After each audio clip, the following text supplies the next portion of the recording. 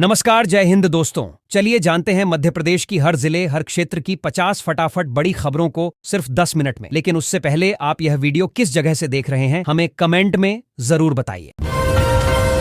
प्रदेश भर के सरकारी अस्पतालों में यूनानी चिकित्सा अधिकारी और विश्वविद्यालय में सहायक कुल सचिव के रिक्त पदों को भरने की तैयारी हो गई है। मध्य प्रदेश लोक सेवा आयोग ने दोनों पदों को लेकर अधिसूचना जारी की है, जिसमें 30 यूनानी चिकित्सा अधिकारी और 12 सहायक कुल सचिव के पद रखे गए हैं।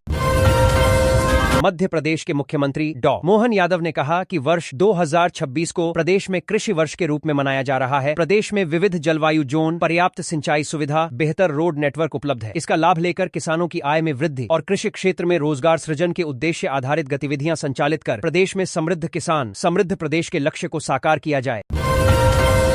आज के डिजिटल दौर में साइबर ठगी के तरीके तेजी से बदल रहे हैं। खासतौर पर बुजुर्गों और पेंशन धारकों को निशाना बनाया जा रहा है। ताजा मामला मध्य प्रदेश की राजधानी भोपाल से सामने आया है, जहां पेंशन अपडेट के नाम पर एक वरिष्ठ नागरिक से 2.4 लाख रुपए की ठगी कर ली गई। ठगों ने बेहद शातिर तरीके से फर्जी फेसबुक लिंक और फॉर्म का इस्तेमाल किया, जिससे पीड़ित को शक तक नहीं हुआ। मध्य प्रदेश में नए साल की शुरुआत में ही कर्मचारियों का आक्रोश सामने आने लगा है। अपनी 11 सूत्रीय मांगों को लेकर कर्मचारी आंदोलित होंगे। कर्मचारियों के आंदोलन पर सियासत भी शुरू हो गई है। मध्य प्रदेश के मुख्यमंत्री मोहन यादव ने कहा कि राज्य में टाइगर टूरिज्म कॉरिडोर विकसित किया जाएगा। वहीं अटल प्रोग्रेस वे परियोजना के लिए किसानों की सहमति से भूमि का अधिग्रहण किया जाएगा।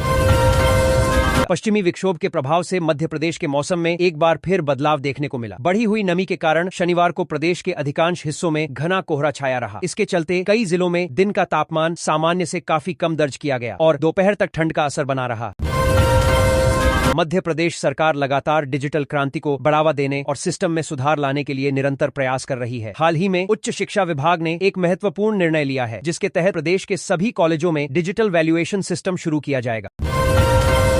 मध्य प्रदेश की करोड़ों महिलाओं के लिए मुख्यमंत्री लाडली बहना योजना एक बार फिर चर्चा में है। 32वीं किस्त को लेकर चल रही असमंजस की स्थिति अब लगभग साफ हो चुकी है। विभागीय पैटर्न और आधिकारिक संकेतों के मुताबिक दिसंबर 2025 में 31वीं किस्त जारी हो चुकी है, जिसमें 1,500 रुपए की राशि सीधे महिलाओं के बैंक खातों में ट्रांसफर की गई। अब 32वीं किस्त जनवरी 2026 में संभावित रूप से 10 जनवरी के आसपास आने की उम्मीद जताई जा रही है।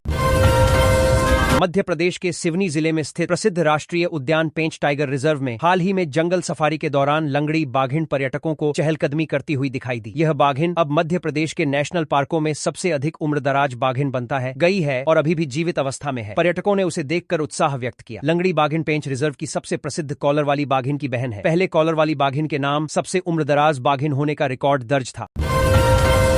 मध्य प्रदेश के खरगोन जिले में नर्मदा नदी के किनारे खाद्य विषाक्तता के कारण कम से कम 200 तोतों की मौत हो गई है। अधिकारियों ने शुक्रवार को यह जानकारी दी। अधिकारियों ने बताया कि बीते 4 दिनों में बड़वाह क्षेत्र में नर्मदा नदी पर बने एक्वाडक्ट पुल के पास तोते मृत मिले हैं। मध्य प्रदेश में स्पेशल इंटेंसिव रिवीजन सर के बाद ड्राफ्ट वोटर लिस्ट से 42.74 लाख नाम हटाए जाने को लेकर विपक्ष ने वोटर लिस्ट में हेरफेर के आरोप लगाए हैं। हालांकि इन आरोपों के उलट दावों और आपत्तियों की प्रक्रिया के शुरुआती आंकड़े बताते हैं कि जमीनी स्तर पर राजनीतिक दलों की सक्रियता बेहद सीमित रही है। मध्य प्रदेश में नए साल की शुरुआत में ही कर्मचारियों का आक्रोश सामने आने लगा है। अपनी 11 सूत्रीय मांगों को लेकर कर्मचारी आंदोलित होंगे। कर्मचारियों के आंदोलन पर सियासत भी शुरू हो गई है। भोपाल पहुंचे आजाद समाज पार्टी कांशीराम के राष्ट्रीय अध्यक्ष, भीम आर्मी के संस्थापक और नगीना के सांसद चंद्रशेखर आजाद के सनसनीखेज आरोप से खलबली मच गई है। दरअसल चंद्रशेखर ने बात मध्य प्रदेश के सीएम मोहन यादव को लेकर कही है। मुख्यमंत्री युवा उद्यमी योजना के तहत दिए गए बैंक लोन में बड़ा फर्जीवाड़ा सामने आया है। ईओडब्ल्यू ने मंडीदीप स्थित सेंट्रल बैंक शाखा से जुड़े 72 लाख रुपए के लोन घोटाले में लाभार्थी, निजी कंपनी और बैंक अधिकारियों पर केस दर्ज किया है। 21 सूत्री मांगों को लेकर शिक्षक संघ ने भोपाल में जोरदार और कड़ा प्रदर्शन किया। शिक्षकों ने वेतन विसंगति, पदोन्नति, पुरानी पेंशन, भर्ती और सेवा शर्तों में सुधार जैसी मांगों को लेकर सरकार पर अनदेखी का आरोप लगाया। संघ ने चेतावनी दी कि मांगे नहीं मानी गईं तो आंदोलन को और तेज किया जाएगा। कतर में नौसेना के पूर्व कमांडर पूर्णेंदु तिवारी को एक बार फिर गिरफ्तार कर जेल भेज दिया गया है, जिसके बाद उनके परिवार ने पीएम मोदी और विदेश मंत्री एस जयशंकर से मदद की गुहार लगाई है। भारतीय cricket control board BCCI New Zealand के खिलाफ वनडे सीरीज के लिए शनिवार को टीम का ऐलान कर सकता है। आइए जानते हैं इस सीरीज के लिए किन खिलाड़ियों को मौका मिल सकता है। मध्य प्रदेश में रात की कड़ाके की ठंड कुछ कम हुई है, लेकिन घना कोहरा जनजीवन को प्रभावित कर रहा है। प्रदेश के कई जिलों में दृश्यता बेहद कम रहने से ट्रेनों की आवाजाही प्रभावित हुई और कई जगह कोल्ड डे जैसे हालात बने। कड़ाके की ठंड का असली असर महीने के दूसरे सप्ताह से दिखाई देगा, जो अंत तक जारी रह सकता है। मध्य प्रदेश में सरकारी नौकरी के लिए अधिकतम 2 बच्चों की शर्त हटाई जाएगी। इसके लिए प्रस्ताव जल्द ही अंतिम निर्णय के लिए कैबिनेट के समक्ष रखा जाएगा। सामान्य प्रशासन विभाग ने विधि विभाग से परामर्श के बाद नियम में संशोधन का प्रस्ताव तैयार कर लिया है। मुख्यमंत्री मोहन यादव ने शुक्रवार को मालवा को राज्य का अन्न भंडार बताया। उन्होंने कहा कि मध्य प्रदेश सरकार ने पिछले 2 सालों में बारिश से क्षतिग्रस्त फसलों के मुआवजे पर 30 करोड़ रुपए खर्च किए हैं। मुख्यमंत्री यादव ने बताया कि उनकी सरकार का 2026 के लिए लक्ष्य कृषि विकास और किसानों के कल्याण को बढ़ावा देना है, जिसके लिए आने वाले दिनों में विभिन्न नवोन्मेषी योजनाएं शुरू की जाएंगी। नए साल की शुरुआत के साथ ही स्कूल शिक्षा विभाग में कार्यरत अधिकारियों और शिक्षकों के लिए एक बड़ा और राहत भरा बदलाव किया गया है। अब विभाग में उपस्थिति के साथ साथ सभी प्रकार की छुट्टियां भी पूरी तरह ऑनलाइन मंजूर होंगी। मध्य प्रदेश के मुख्यमंत्री डॉ. मोहन यादव ने कहा कि प्रधानमंत्री नरेंद्र मोदी के मार्गदर्शन में केंद्र सरकार ने खनन एवं खनिज क्षेत्र में जो व्यापक और दूरदर्शी सुधार किए हैं, उनका लाभ लेकर मध्य प्रदेश देश के अग्रणी राज्यों में शामिल हो गया है। इंदौर के भागीरथपुरा में दूषित पानी के मामले में हाईकोर्ट में सुनवाई हुई। कोर्ट में सरकार की तरफ से स्टेटस रिपोर्ट पेश की गई। इसमें बताया गया कि दूषित पानी की वजह से 4 मौतें हुई हैं, जबकि महापौर ने 10 मौतों की जानकारी मिलने की बात कही है। मध्य प्रदेश में साफ पेयजल व्यवस्था को लेकर सरकार ने सख्त रुख अपनाया है। मुख्यमंत्री डॉ. मोहन यादव ने निर्देश दिए हैं कि पानी से जुड़ी सभी शिकायतों का समाधान सर्वोच्च प्राथमिकता पर किया जाए। पुरानी और लीकेज वाली पाइपलाइनों की पहचान कर समय पर मरम्मत सुनिश्चित की जाएगी, ताकि नागरिकों को सुरक्षित और स्वच्छ पेयजल मिल सके।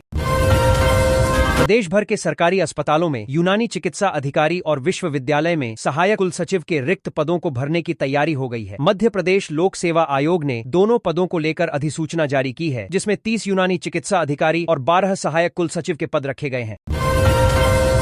मध्य प्रदेश के मुख्यमंत्री डॉ. मोहन यादव ने कहा कि वर्ष 2026 को प्रदेश में कृषि वर्ष के रूप में मनाया जा रहा है। प्रदेश में विविध जलवायु जोन, पर्याप्त सिंचाई सुविधा, बेहतर रोड नेटवर्क उपलब्ध है। इसका लाभ लेकर किसानों की आय में वृद्धि और कृषि क्षेत्र में रोजगार सृजन के उद्देश्य आधारित गतिविधियां संचालित कर प्रदेश में समृद्ध किसान, समृद्ध प्रदेश के लक्ष्य को साकार किया जाए।